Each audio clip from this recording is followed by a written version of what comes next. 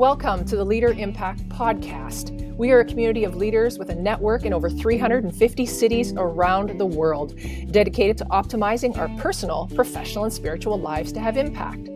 This show is where we have a chance to listen and engage with leaders who are living this out. We love talking with leaders, so if you have any questions, comments, or suggestions to make the show even better, please let us know. The best way to stay connected in Canada is through our newsletter at leaderimpact.ca or on social media at LeaderImpact. And if you're listening from outside of Canada, check out our website at leaderimpact.com. I'm your host, Lisa Peters, and our guest today is Anthony Thompson. He is a coach, consultant, author, and speaker at Thompson Coaching and Consulting. Born and raised on the south side of Chicago is where Anthony's life of resilience began. And that life was not easy as he buried his pain in drugs, sports, and status. While achieving this status and working with celebrities and Fortune 500 companies, Anthony received an invitation to work and travel with a renowned evangelist. As his life started to shift, he met and married the love of his life in Australia, and this is where he launched and grew a successful social media agency. His personal access and observations of some of the greatest leaders in the world led him to become an Amazon best-selling author, as well as an official YouVersion partner, where he has written 9 devotionals, amassing more than 40,000 subscribers. Seeing people win is what Anthony calls his assignment on earth. Through his studies of psychology, spiritual teachers, and the Bible, he wants to share with us today that we have everything we need to become the champions we were created to be. Welcome to the podcast, Anthony. Thank you, Lisa. What a treat! I'm ready to rock and roll here, and you have a guitar back there, so strum away. Husbands, well, yeah. No, you got to take that on as your own. Right, own that. Right. Yes. So, I'm super excited to have found you. I found you on YouVersion, and you always at the end of your podcast are like, reach out to me. I'm like, you know what? I'm reaching out to Anthony. And so I'm thankful that you responded right away. So if I don't say that enough, thank you. Well, my pleasure. Yeah, I would say that in the world of whether you're in marketing in business or you're an owner in business or whatever it may be, I think one of the most neglected things is responding to human beings.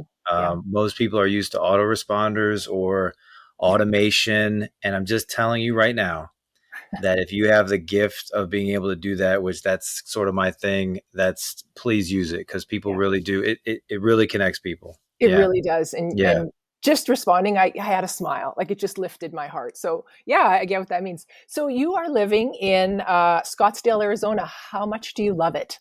Yeah, well, we just moved out here in the middle of, 100-degree temperatures. From California, moving from the ocean to the desert is, there's love for both. We're loving it. We're learning. And just one day at a time out here in the desert, But right now, check this out. It was 80 degrees today. So I almost put a hoodie on. It was almost cool enough for a hoodie. Yeah. Well, I've got another month, and my skin may freeze in 1 minute while I walk outside. So that'll happen. It gets cold here in the winter. Oh, yes, it does. We're not talking about our winter. So I want you to start the podcast, and I really want you to tell us about yourself and how you got into coaching, because I think people need experience to get into coaching. So tell us. Yeah, you do. I think part of it started with, not realizing that, my father was a pastor. I watched his career of 40 years being a pastor. I learned a little bit of lessons in there.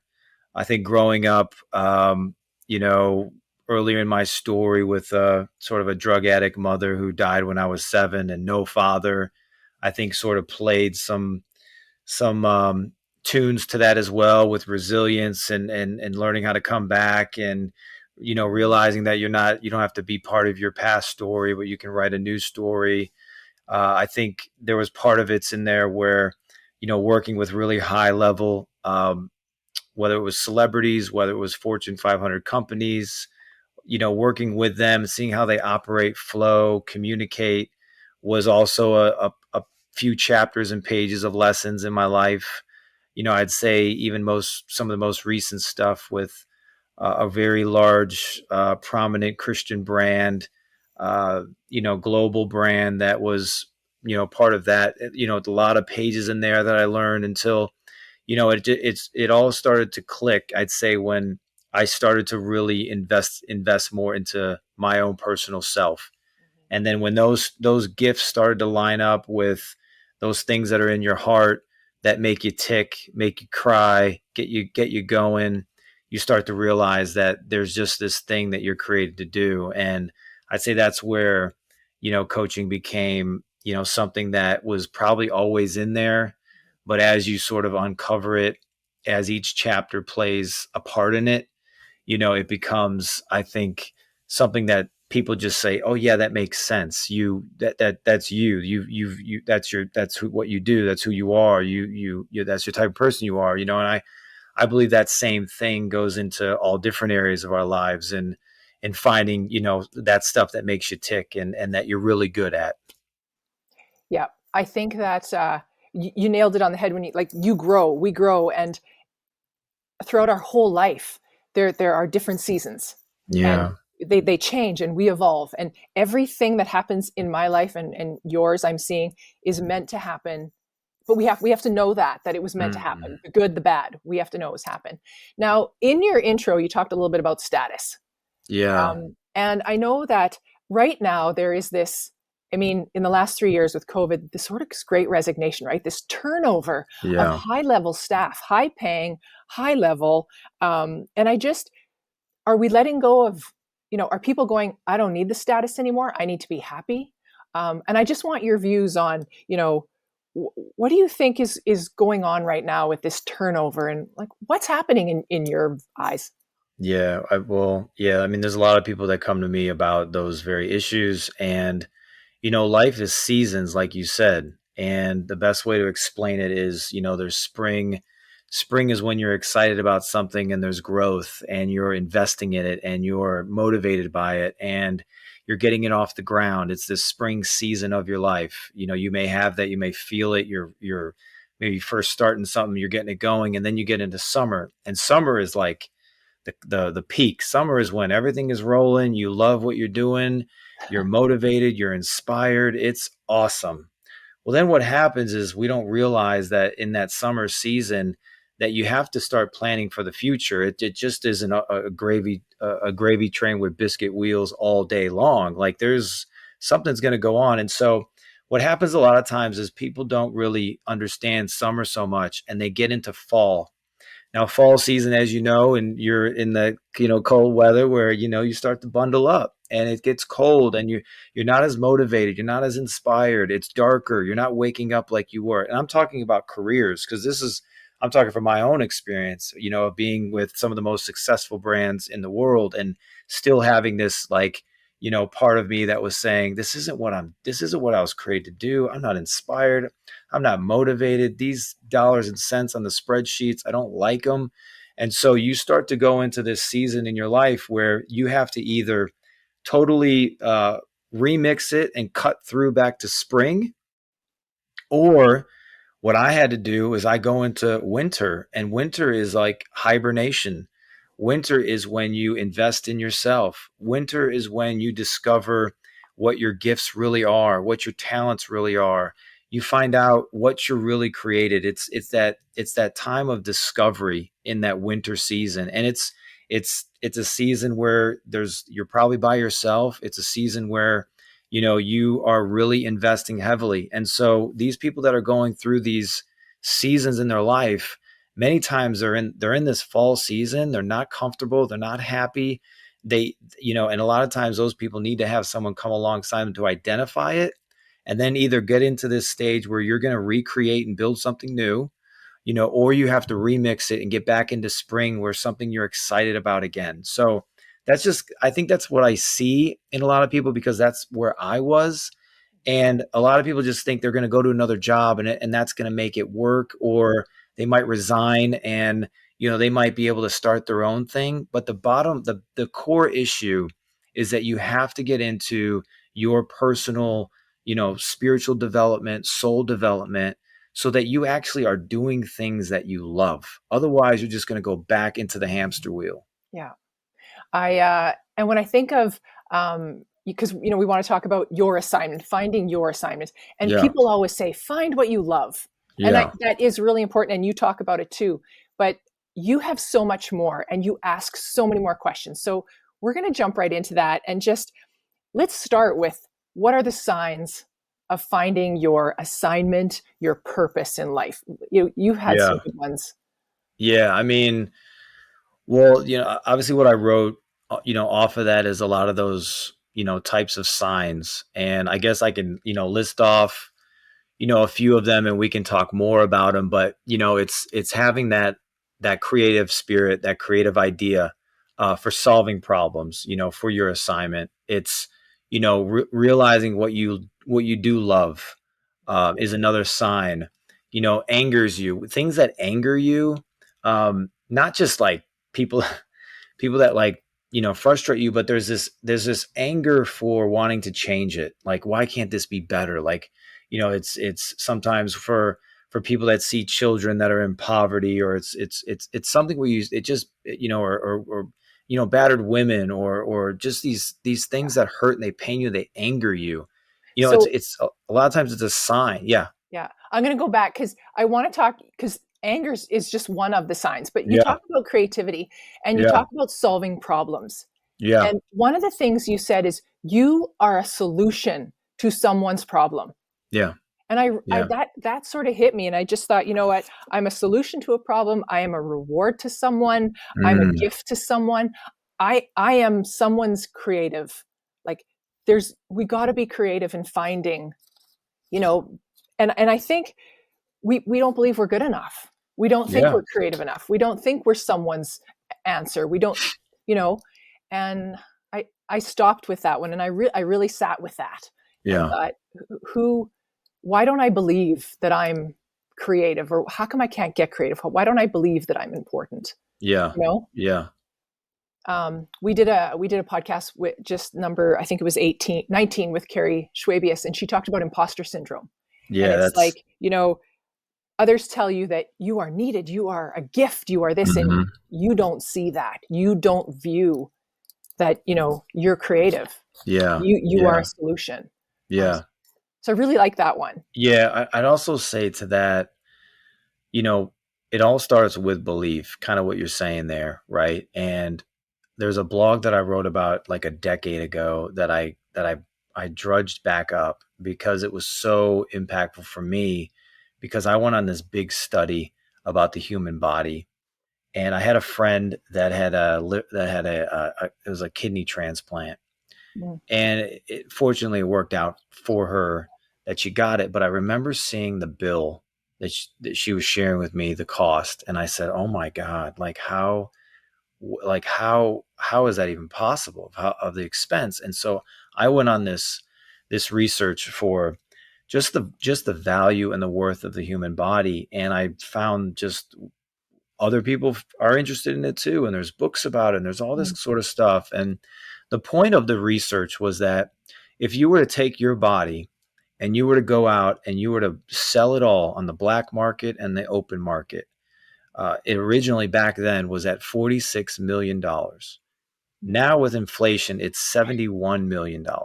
Got to include inflation. But it just shows to me that sometimes we just don't realize how valuable that we are with just baseline value, a $71 million asset. What would you do with that $71 million asset? How would you treat it? What would you eat? Who do you want around it?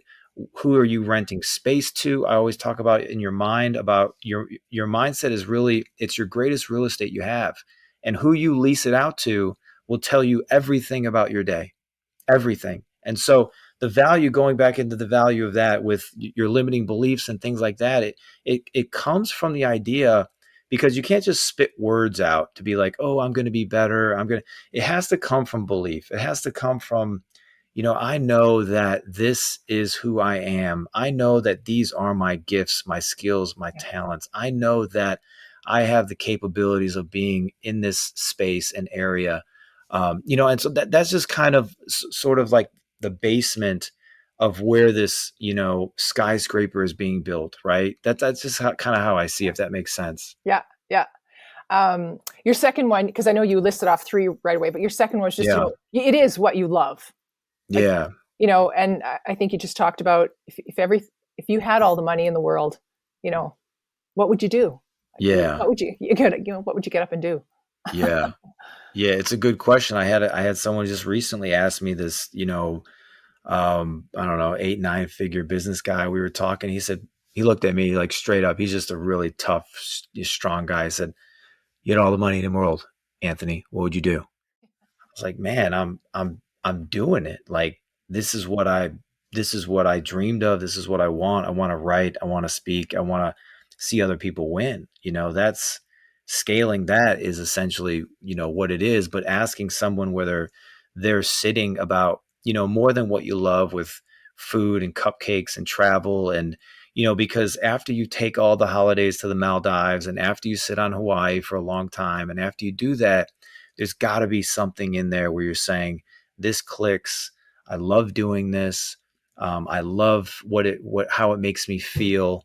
I feel like I'm good at it. And there's another thing I know toward the end that we talked about is sometimes you discredit it because you're not willing to qualify yourself for it. There's people that I know that they want to start a business, they want to get into real estate, they want to do this, but they don't qualify themselves to go and do it. Some things you need to qualify yourself. You Yeah. love it, but you don't know how to sew, so you don't make the clothing brand. Well, qualify yourself, learn how to sew, and watch how fast you get there. You know what I mean? Does that make sense? Yeah. Yeah. You can't just, I want to do this and think someone's going to hire you.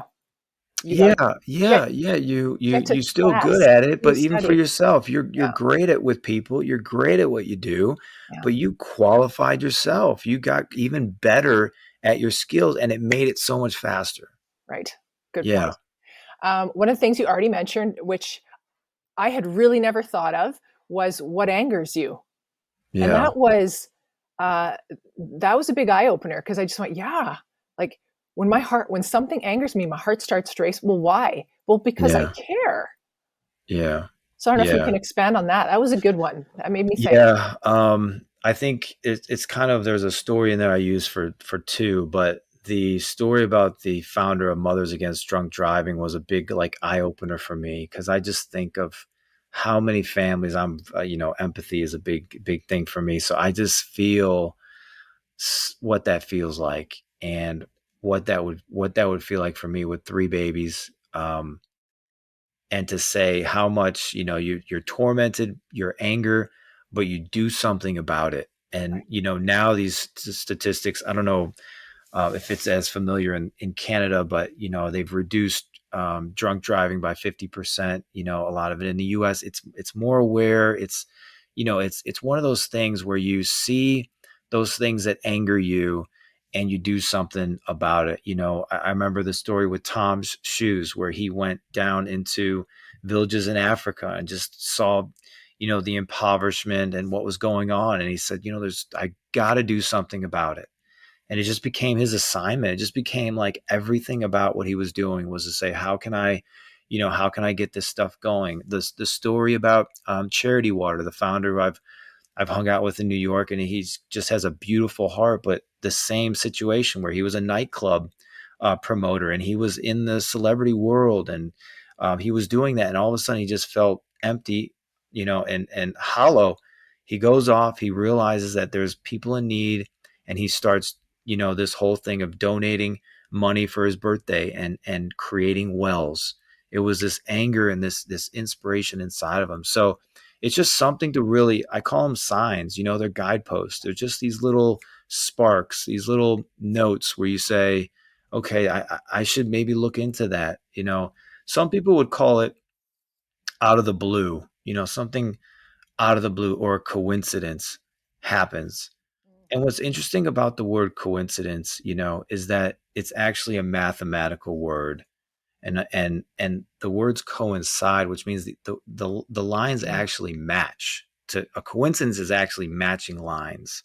And as you learn about, you know people talk about higher frequencies and higher vibrations and all this kind of stuff. It's no longer like things just happen. You realize that they're happening for a reason, and you're now just noticing it, and I just think so many of those things, they help line up. And as it goes into anger, maybe there's a sign for someone in that, like you said.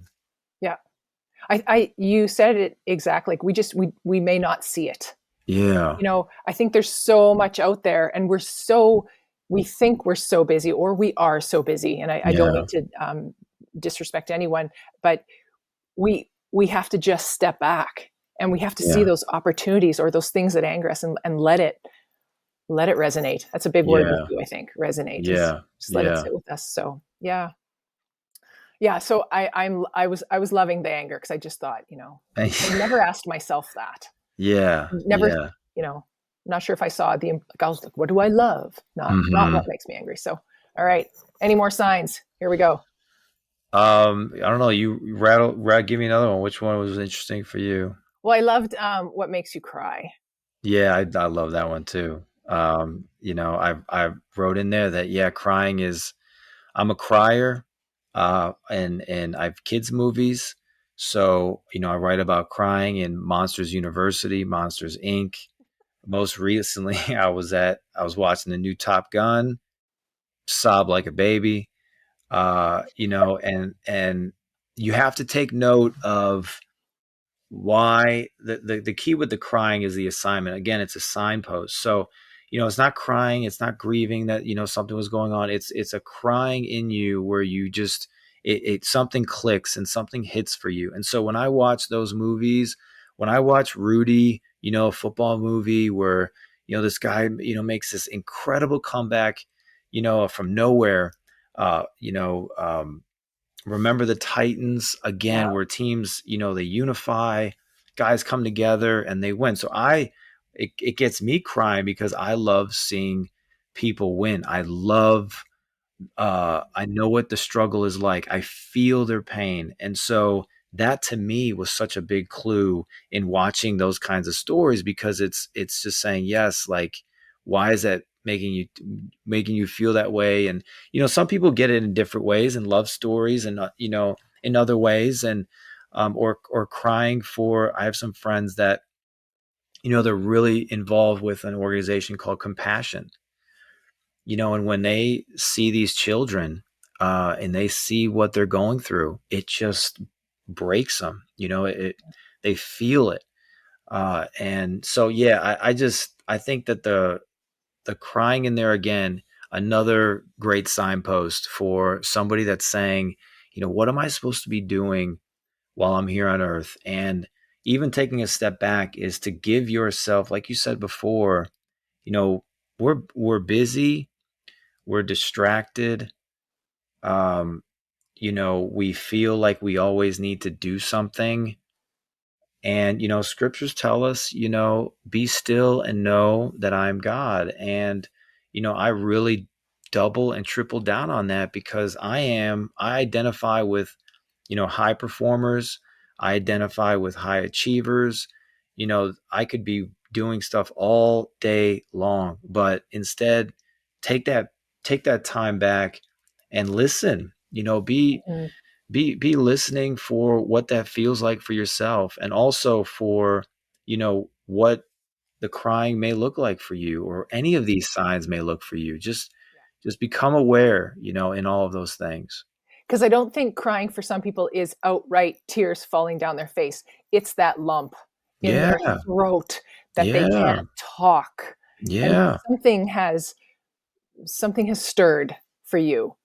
And and I think of, we are given we have talents, and Mm, if you were an engineer, and the water issues bothering you, and you have yeah. the opportunity to build a well, or we have these talents that we can use. So, you know and yeah, again, that wasn't a sign that I thought of to think about, like, what makes me cry.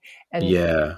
I've started to write down the words, like, when I watch something, Yes. Yeah. what am I Yeah. feeling, or what Yeah. what is Why is that getting you? Right? Like, why. why is that getting you? Yeah. Sounds even if it is films for you, and even if it seems like, oh, it's a romantic story, and but what about the romantic story that got you, right? What about the comeback that was got you in that feeling, and why is that? Why is it interesting to you? Because these signs you know we've got 70 psalms. In Psalms it says we got 70 to 80 years, maybe more for some, maybe less for others. It's a very, very short window of time. And, I truly believe that, in life, the, uh, the devil for us is coming to take us off our assignment. If he can do anything, is to distract us from what your gifts and your talents are truly. And if he can do that, then it's a win. Because I always tell people, I give them a basketball analogy, and I know basketball is not as big in Canada. If I had a hockey analogy, well, maybe I can change it to like Wayne Gretzky. Okay, so imagine Wayne Gretzky's out on the ice, and Wayne is a superstar, and he is a high performer, and he's the best and one of the best ever. And so when he gets out there, he's not just thinking about his what he's going to do. He's not just thinking about how he's going to get the puck. He's also thinking about how they're going to defend him. And so Wayne would, just like a LeBron, he's going to do the exact same thing. He's going to say, I'm not just thinking about how I'm going to score, but I'm going to think about where are the distractions? How are they going to take me off my game? And when it comes to your assignment or anything in earth or anything in your day, you've got to think about what are the distractions that are going to make you slightly miss that shot. You don't have to make the shot. You just have to slightly miss the shot. And if that happens consistently, then that's just you're off your game. And you yeah, got to be aware of that. yeah. Distractions. You have to ask yourself: Is this, when you find your purpose, is this distraction any part of my purpose? Does this match any? Because there are so many distractions. And it Yeah. could be so many people coming at you with ideas. You should be involved in this. You should join our Yeah. committee. You should join in. You're like, duh, it comes Yes. at you hard. Yeah. And it's like, I can't Yeah. do it all. And Yeah. there's the whole, well, it's funny because that was my discussion this morning was boundaries. We're Well reading done. Boundaries by Dr. Henry Cloud with our Henry Cloud, group. great book. Yeah, Yes. great book. And it's, you got to set boundaries because so Yes. many distractions are coming at you. And Yes. yeah, it's a Yes. great book. So yeah. I agree. That's a good one. I'd also really recommend, you know, um, I don't whether you're an owner, a founder, an entrepreneur, a business professional, every layer, you should invest heavily on your knowing who you are, your gifts, your talents. And what I mean by that is saying, okay, some people get into Enneagram, great. Figure it out and know what that is, but then also Strengths Finder, know them, understand what those things are, understand how they relate to you, understand how they match into what you're actually doing, and understand that your greatest distractions are going to come into those lanes of your greatest gifts. Because if anything can happen about to your gifts, it's going to come the opposite of your gift, if that makes sense. Yeah. That Strength Finders is a great one. Yeah. Yeah. Do you think, It's a yeah, great one. that's a good one. So we're getting through the signs, and Yes. one of your last ones was about it might take a tragic experience. Yeah. And I don't know if you want to talk about that, or if you've Yeah. had Yeah. one, Yeah. or because I mean, Yeah, I've had stories. lots of them. There's Hey, we all had them. We've all had them. I realize that, I mean, we've all had trauma. Everyone's got it. yeah, Everyone's gone through it. The story that I write about, I related in there with the story of Jonah. And most people know the story of Jonah, where he was supposed to go somewhere and he decided not to, and disaster happens. Boats sink. He jumps off. Whale gets him, spits him out, and all of a sudden he has to go back, the original way he was supposed to go, and then it works out. Well, for me, there's probably a couple of them, but I'd say right at COVID, when COVID hit, I had a kind of couple businesses going, And one of those business was heavily involved in stocks, bonds, futures, etc. And unfortunately, when COVID happened, it just completely obliterated like nearly $250,000. And so I had relied very heavily on this because during that time as well, there was another business I was in. And so I had to really get inside myself and start to ask a lot of questions about what I trusted in and what I really believed and who I believed. And I wrote another devotional about that experience called Whispers, where I go through line by line in Psalms 23, about what God's promises are in your life.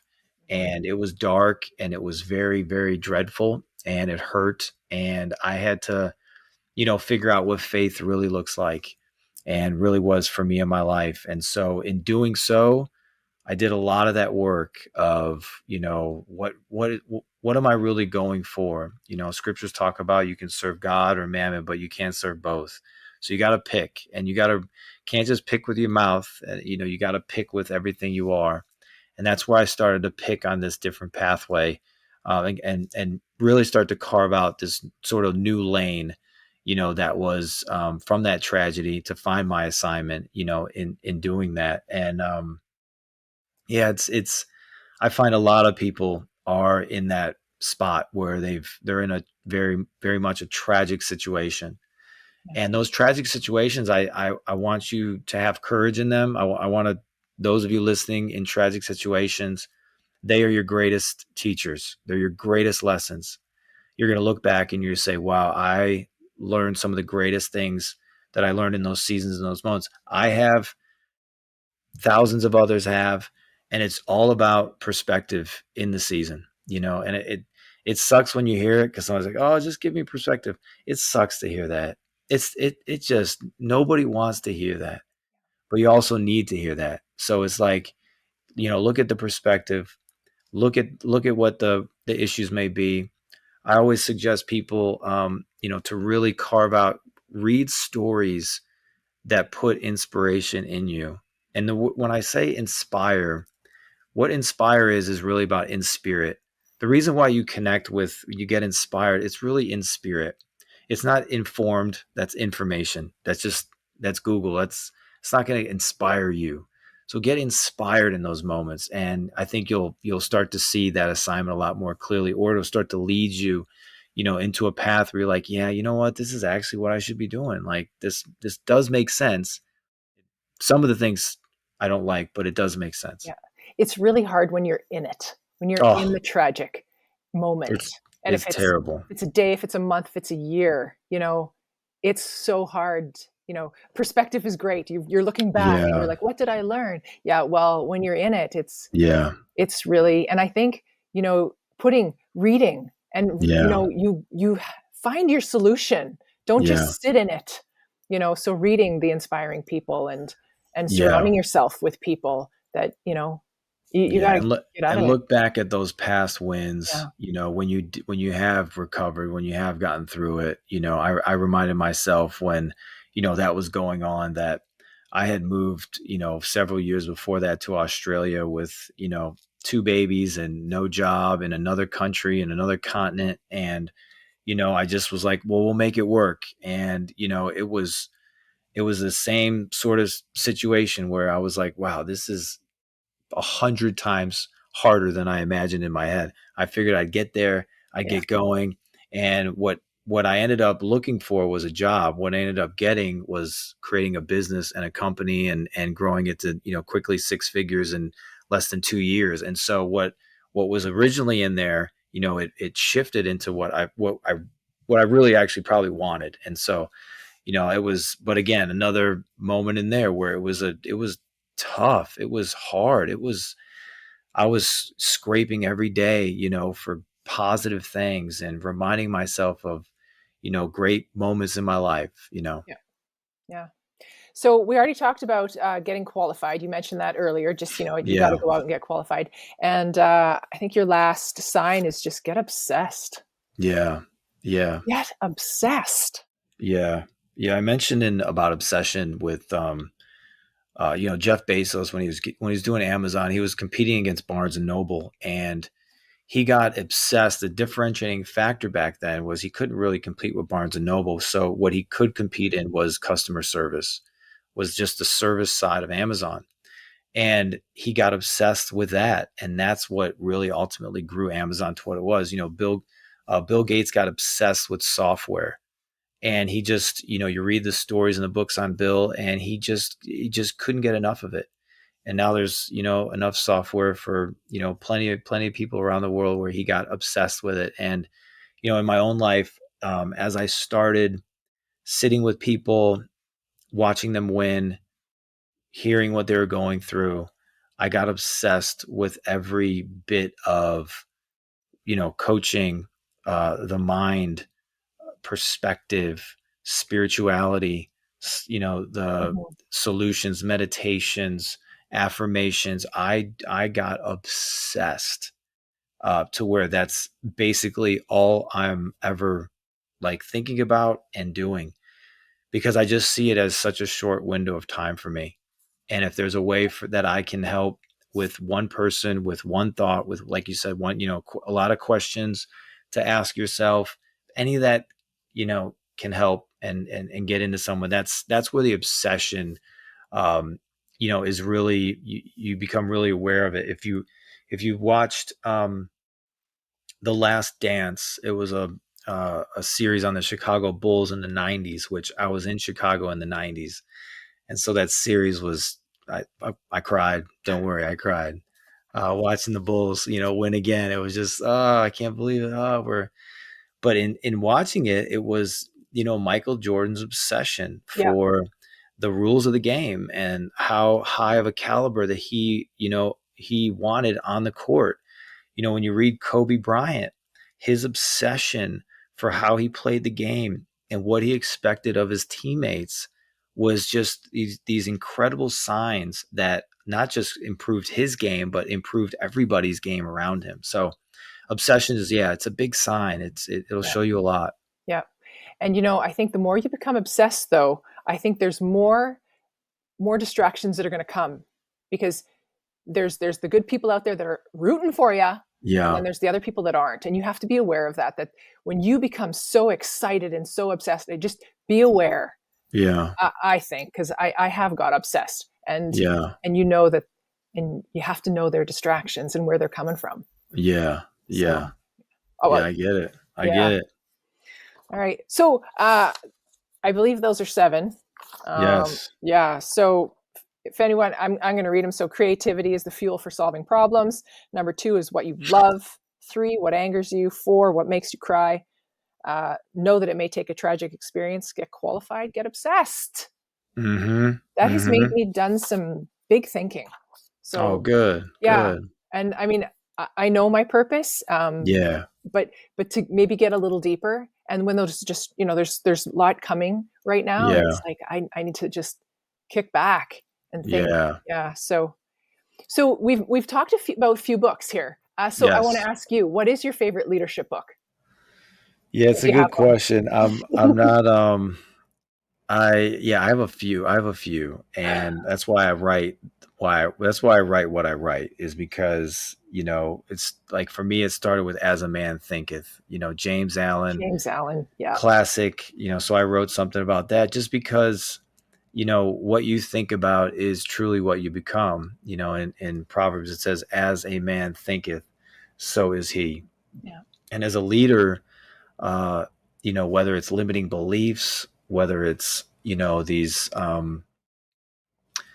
people around you, where you came from, all those things are just, mind is really big, for me on that. I think, 7 Habits of Highly Effective People, that was something I love. And so I wrote about it. I wrote the same thing about, especially like thinking about the end in mind, as a leader in anything you do, what is the outcome, and let's work our way back. What do we want? Or how do you want to feel? Or, what do you want your home to be like? Right. What do you want your relationships to look like? What do you want fun time to look like?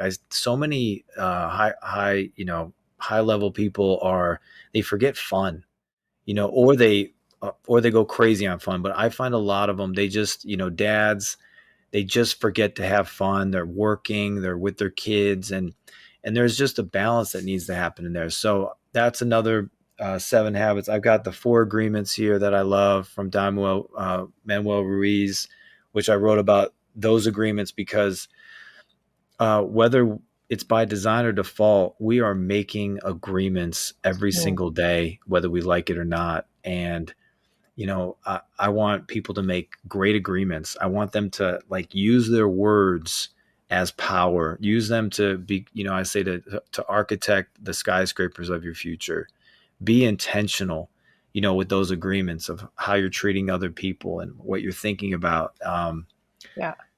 Yeah, those are probably Those are good. the 3 of the latest they're not like new, No. and it's not new stuff. I just find that beside the scriptures in the Bible, it's usually outsourced in some format in Yeah. those other ways. Yeah. Because I Yeah. think As a Man Thinketh was like 1913, Oh, it's like, 23. I don't know. yeah, it's like the 30s, 20s and Yeah. 30s. And Yeah. like, And I'm writing now. I just finished think oh, and grow wise instead of but I just everything in the book is all think and grow wise instead of think and grow rich. I love the Napoleon Hill, what he did, just his thinking, his questions, those are just game changing books. yeah. Well, I do love hearing uh, what other leaders are reading. So thank you for sharing that with us. Yeah, I'm Um, sorry it's not like super, hip no, and trendy. I go classic. I try to skip a few generations because I feel like that's where like the real sweet spot is. yeah. So So this is obviously a Leader Impact podcast, and we're all about you know uh, dedicating. We're dedicated to leaders to make a lasting impact. So my question for you, which I ask all my guests, is what as you continue through your own journey, what do you yeah. want your faith legacy to be when you leave this world? Oh, yeah, it's a good question. I mean, look, I've got the most important thing is my family, around me, so it talks in the scriptures to make sure you take care of that. One of the biggest things you do. So for my kids to know that they what faith is like, lived out in reality, in the highs, the lows, and the middles, that they see the fruits of the gift. My picture that I have is that if I was just an enormous fruit tree, that there was just so much fruit that was coming off that people can at any time and anywhere, at any place, they could grab, love, joy, peace, patience, kindness, self-control, all of those things to help like get them inspired, get them going, get them doing. And that's what I see, really faith in action to look like, is that whether you're at the grocery store or whether you're inside your home, that you have plenty of fruit to be able to have, yeah, grab it, take it, sure, whatever. There's plenty more. That's how I see it. Yeah.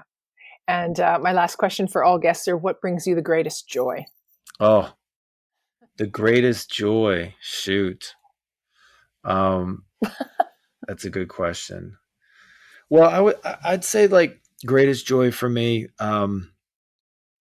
is again back to my family. I think seeing them win, my bride, seeing her happy, the kids Yeah. doing things and being confident in their in what they're doing. I think as a parent, that's one of the greatest things is when you just see your kid just do something in their gifts and their skills and their talents, and they just do it, and you don't have to say anything about it. They just do it. And I think that to me is just or just sitting with my bride, spending time with her, and just Mhm. like thank God for it. Thank God that we're 15 years and we're still like friends, and we love each other and we laugh, and I'm gonna start crying right now, but yeah, I'm thankful for that. I really Yeah. am. Yeah. There was a podcast just a few ago, and it was Bruce White, and he really talked about when this is all over and Mm, you're done your career and you're going into retirement, what do you have left? mm, And when he thought of his family, he was spending a lot of time at work anyway. He just yeah. stepped back and went, if like I need to, my family's more important than this. Yeah. So Yeah. yeah, Yeah. so it's I, I get it. On Instagram all the time, I get these photos that they pop up on your phone, right? On iPhone, they'll give you recommended photos. And I just became a thing where I just said, you know what? Every time I see those, I'm going to just put that up. And it's usually my kids. It's like when they're little or when we're doing something together. And it's a simple phrase, just says, remember what matters. Because, I don't care about likes and reels and whatever. I do care that, I remember those moments with, my babies and my bride, and that those things are actually what really matters, is shaping them and, being the best representation inside the home. Yeah. That's great. Remember what matters. Remember what matters. Because that's life. Yeah. And I think a lot of people are maybe, we talk about the signs of assignments. Yeah. I think they're remembering, life for a few of us got shut down. We were zeroed out. I have an event planning company, lost everything. I mean, as events wise, and I had to remember what matters. Yeah. And all of a sudden I'm like, did my job really matter? So I went back to, what are my signs? What is the assignment? What is the actual purpose? So back to that. So, and my cheeks hurt. Because I'm smiling so much. I want to thank you for spending the last, 45 minutes with us. I really appreciate it. And I look forward to working with you as a coach. Yes. Because thank you, Lisa. There's many coaches out there, but I love that there's a faith base here. Yeah. And, I think that's really important for anyone who's listening. I love executive coaches, but when there's a faith base behind it, they can understand. Yeah. Versus, if you believe in that stuff, I appreciate you taking the time. Now, well, I went all around the world to figure out the mystics, and I felt like spiritual teachers were really getting a lot of great applause, and I just found a lot of it to be, I found my version of in the scriptures. And so that's kind of, I think that's what you're alluding to there is, having the scriptures in there as your support and your base, and, creating growth, in that way in all areas of your life. Yeah. So thank you. My pleasure. So this does end our podcast with you, but I want to ask you last, if anyone wants to contact you or find anything, how can they? Yeah. If you go to anthonythompson.org, there's, most of the stuff is on there. On Instagram, I'm on there, Anthony Thompson with the 0 at the end. Just look for the yellow glasses. And and all that stuff's on. There's a podcast called Grow that I get into. It's a daily podcast to, give you a bit of growth every single day. So any of those, come hang out and let me know how it is. I like that. And as you always say, let me know how this resonates with you. Let me know how it resonates with you. Yeah. Let me know. And I'm rooting for you, Anthony. Thank you. It's funny. I every time I read your devotionals, you always have that. I'm rooting for you. So yeah, I am. We're all connected. We're all like, it's all here. We're all in this together. All right. So thank you. Thank you. Well, that ends our podcast with Anthony. And if you're part of Leader Impact, you can always discuss or share this podcast with your group. And if you're not yet in Leader Impact group, we would love to have you. Check out the groups available in Canada at leaderimpact.ca, or if you're listening from anywhere else in the world, check out leaderimpact.com or get in touch with us by email, info@leaderimpact.ca, and we will connect you. And if you like this podcast, please leave us a comment, give us a rating or review. This will help other global leaders find our podcast. Thank you for engaging with us. And remember, impact starts with you.